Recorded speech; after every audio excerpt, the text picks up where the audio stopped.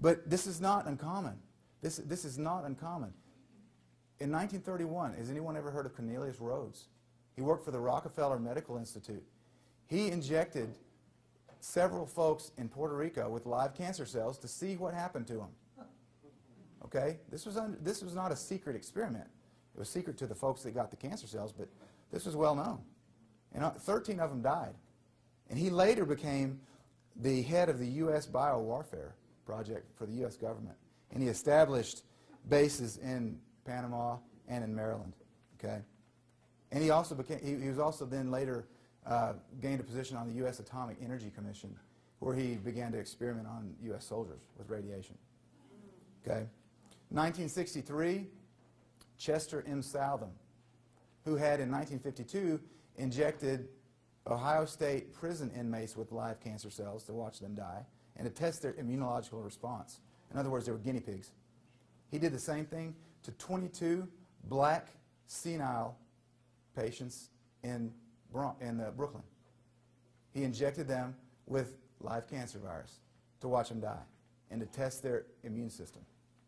And this is the man that later became the president of the American Society for Cancer Research.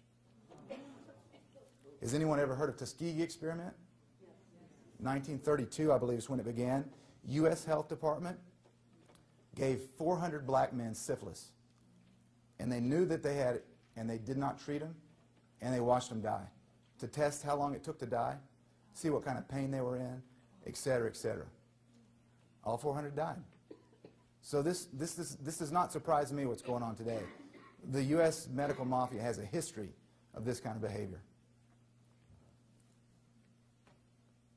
I spoke on aspartame or aspartame earlier.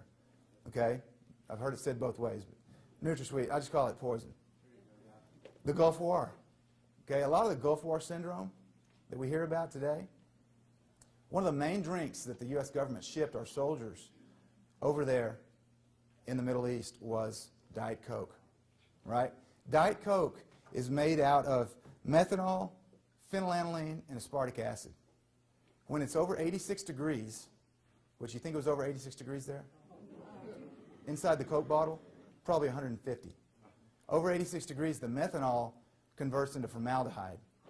What's formaldehyde? It's embalming fluid. It's total poison. And a lot of the symptoms that the vets have that are coming back that are said to have Gulf War syndrome are exactly what aspartame causes.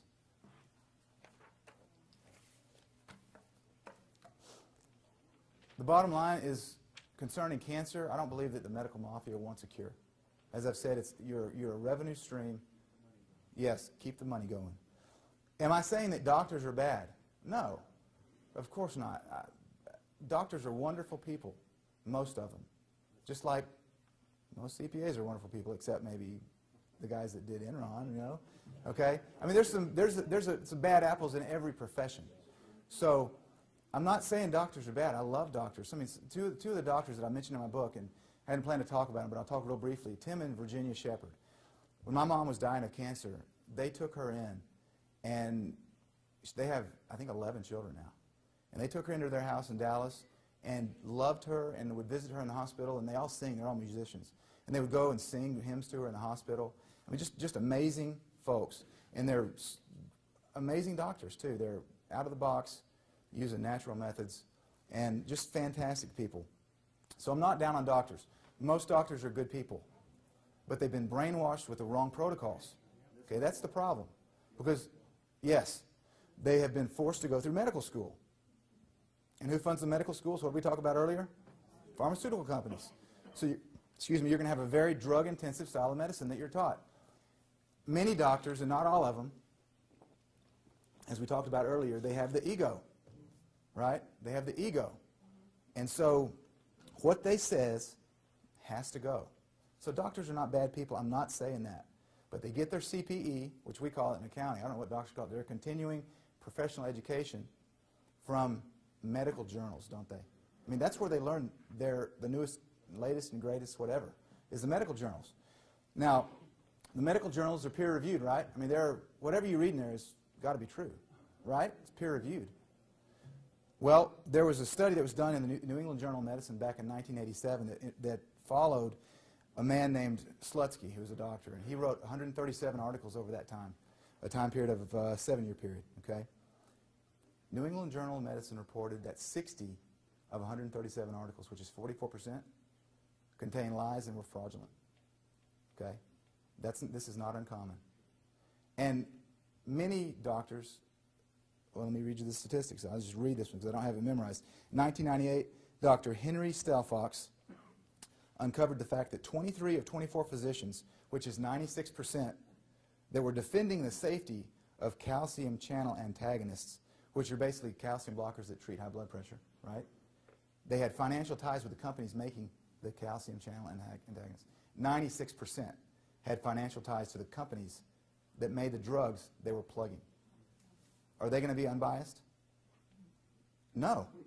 Because if they don't plug that drug well, they'll find another doctor that does, and they'll make the $100,000 check out to him or her.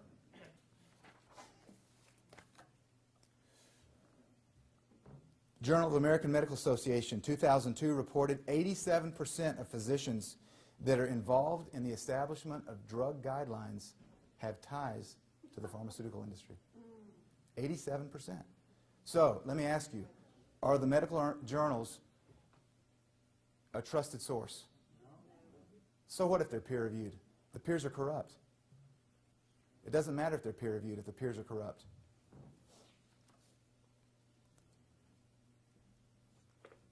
Try to skim through some of this. I have to go into the story real quick. And I promise I'm going to get to some cancer treatments and all that eventually. But has anybody ever heard of anthocyanins? Where do you find them? What? Yeah, cherries. Yeah, grapes. Right? Resveratrol actually is also in grapes as well. Yeah, cancer-fighting substance in grapes is resveratrol. But cherries contain anthocyanins, huge amounts, especially in their skin. Anthocyanins work exponentially better than any kind of arthritis drug that's on the market. So if you have arthritis, you want to feel better and your joints not to hurt, I'll tell you afterwards. I can plug some different websites. I don't have them here. And I don't make any money on any supplements here. I don't sell anything except my book. I don't sell any supplements. I have no ties to any supplement companies. So whatever I say is what I think is the best. But there's some companies that you can buy cherry extract and get rid of your arthritis. Okay? About 10 years ago, there were 29 companies that were selling cherry products. On their websites, they had links to scientific literature, scientific studies that had been done that showed that these anthocyanins in the cherries relieved arthritis and joint pain. The FDA and the FTC sent them letters, all 29 companies, telling them they had to remove the links off their website. They didn't make any claims. They just linked through to scientific studies. FDA, FTC says, take off the links or we're going to shut you down. We live in a free country, don't we?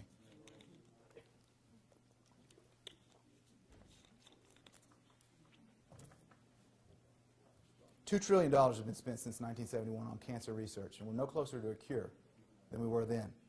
And the reason is they don't want a cure. The real war on cancer is not being fought to beat cancer. The real war is being fought against people like us, people that want to share the truth about alternative treatments that work. There's a real war.